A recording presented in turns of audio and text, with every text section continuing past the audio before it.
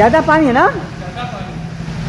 तो आप लोग देख सकते हैं कि जो हमारी आज से 10 साल पहले जो देश में स्मार्ट सिटी की बात हो रही थी, चल रही थी, तो इसी प्रकार की हमारी देश में स्मार्ट सिटी हर जगह है। स्टार्ट ना होगा, देख रहे हैं ना, ये पूरा जान भर पानी लगा हुआ है और कोई दूसरा रास्ता भी नहीं है जाने का, ऊपर से बंद है। आप देख सकते हैं इसी प्रकार का घोटाला जो है पूरे देश में किया गया है। देख रहे हैं ना आप, देख लीजिए, देखिए।